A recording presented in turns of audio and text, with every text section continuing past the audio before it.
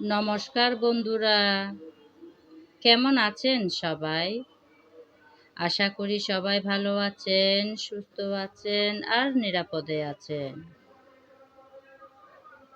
আমি আছি কোনো রকম, তবে খুব একটা ভালো নয়।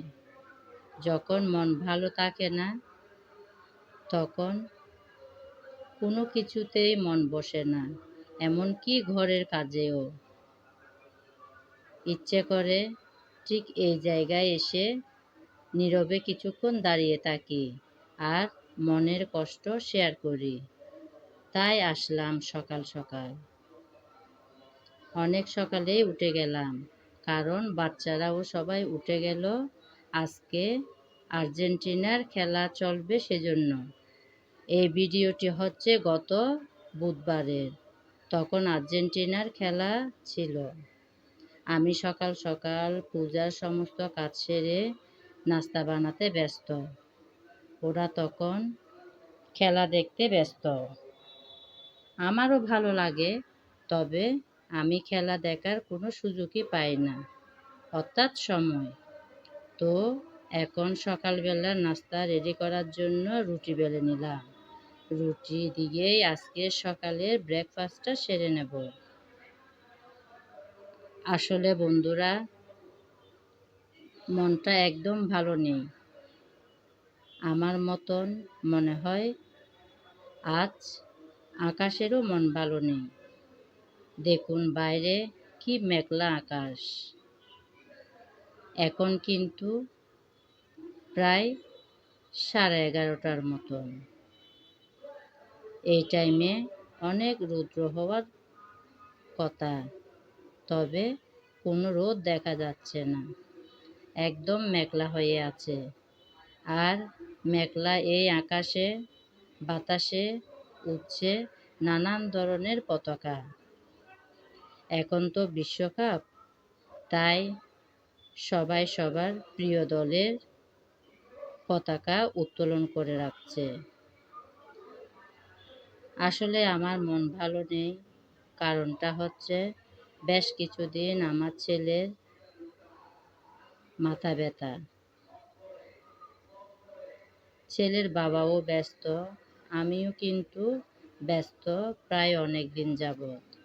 যার কারণ ছেলেকে এখনো অবধি ডাক্তার দেখানোর কোনো সুযোগ পেলাম না।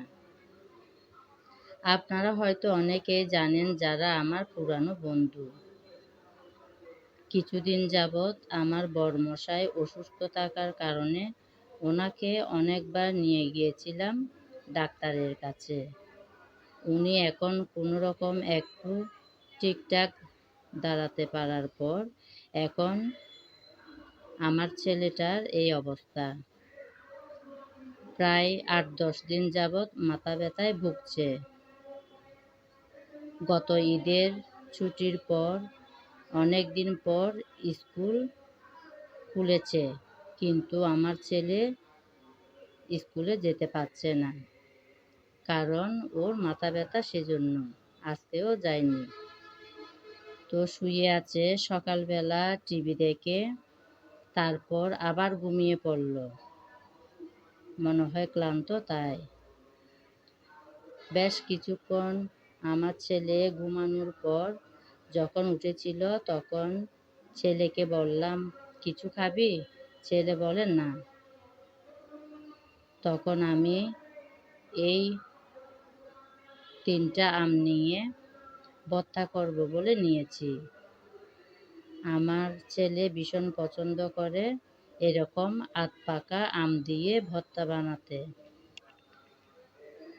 যদিও বা শরীরটা খুব একটা ভালো নয়, তারপরেও ছেলেকে খাওয়ানোর জন্য একটুকু খাবার পেটে যাবে সেটা চিন্তা করে কয়েকটা আম নিয়েছি ভর্তা করে দেব বলে। তো আমি একটা সিলার দিয়ে আমগুলো সব খোসা ছাড়িয়ে নিলাম। খোসা ছাড়ানো আমগুলো আমি তারপর সেই সিলারটা দিয়ে পাতলা পাতলা স্লাইস করে সব কেটে নিয়ে তারপর ভর্তাটা বানাবো।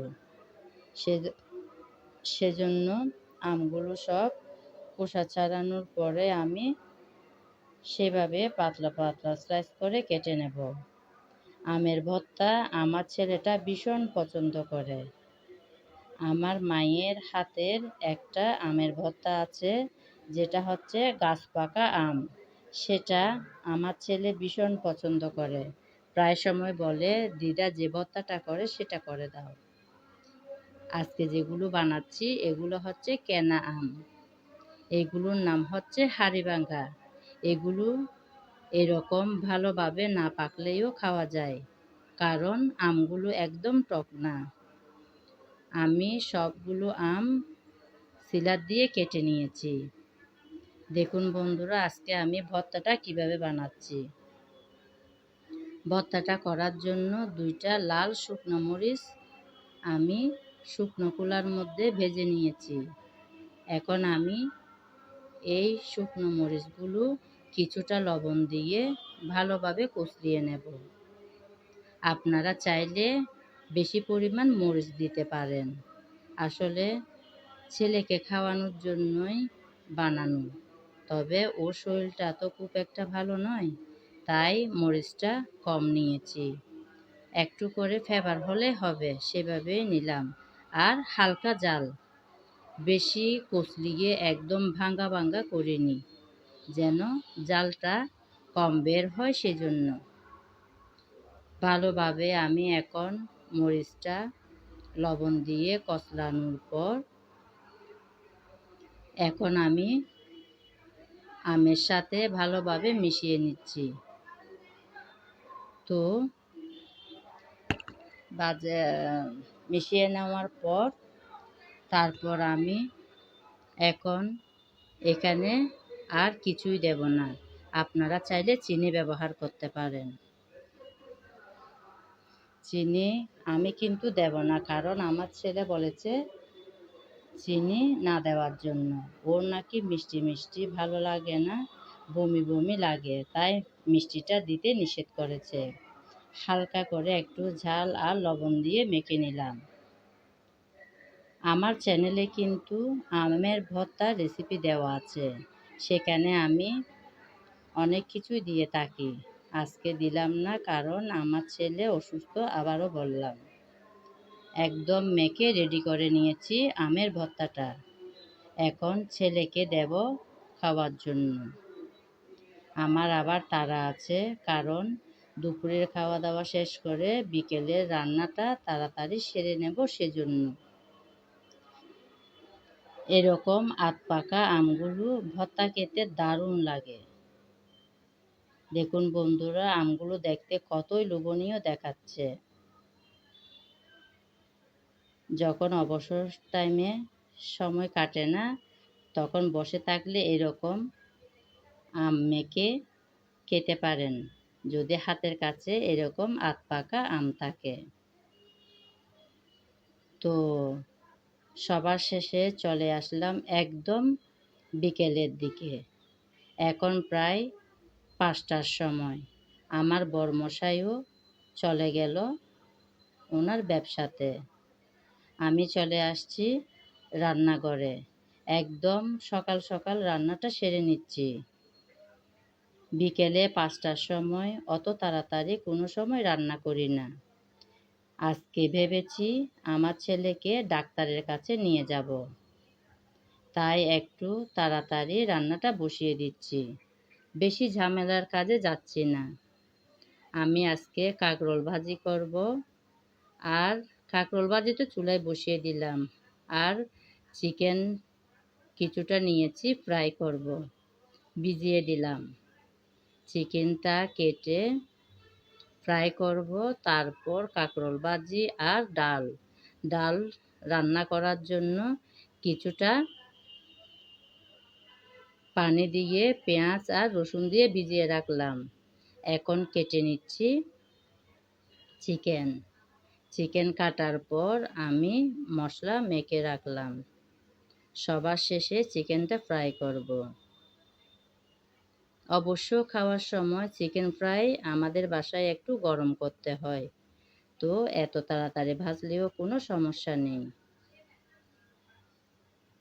ডালটাও পানি দিয়ে বসিয়ে দিলাম প্রেসার কুকারে, যাতে তাড়াতাড়ি হয়ে যায়, সময়টাও কম লাগবে আর গ্যাসেরও হবে সাশ্রয়। ছেলেকে নিয়ে বের হব তো সেজন্য। একটা সিটির পর আবার আরেকটা সিটি দিল। এখন আমি ডালটা রেডি করে নেব। আমার ভাতটাও অনেকটাই শেষের দিকে। 2টা সিটির পর আমি ডালটা তারপর নামিয়ে রেডি করে নিচ্ছি। কোনো রকম রান্নাবান্না শেষ করার পর চলে আসলাম একদম সন্ধ্যার সময়। আজকের সন্ধ্যার টিফিন হবে ছোলার চাট। আমি আগেই ছোলা ভিজিয়ে রেখেছিলাম, তারপর সিদ্ধ করে ফ্রিজে রেখেছিলাম। ওগুলো বের করে নিয়েছি। এখন একটু ফুটন্ত পানিতে গরম করে ছোলাগুলো নিয়েছি। এগুলো হচ্ছে কাবলি ছোলা। ছোলার চাট বানানোর জন্য আমি এখানে পেঁয়াজ, টমেটো, শসা, কাঁচামরিচ নিয়েছি। সঙ্গে আমি আলুও একইভাবে কিউব করে কেটে সিদ্ধ করে নিয়েছি। সেটা আর দেখালাম না। এই যে বন্ধুরা, দেখুন এই বাটির মধ্যে দেখা যাচ্ছে আলুর পিসগুলো। এখন একদম রেডি করে ফেলবো। আমার ছেলের ভীষণ প্রিয় এই ছোলার চাট। ছেলেটার পছন্দের খাবারেই আজকে বানাচ্ছি। এই নাস্তা শেষ করার পর কিছুক্ষণ পরে আমরা, অর্থাৎ আমি আর আমার ছেলে, রেডি হয়ে এখন বেরিয়ে যাচ্ছি ডাক্তারের কাছে যাব বলে। এখন প্রায় রাত 9:30। ডাক্তারের ডাক্তারের কাছে দেখা করার সময় হচ্ছে 9:30 থেকে 10টার মধ্যে। তাই বেরিয়ে যাচ্ছি।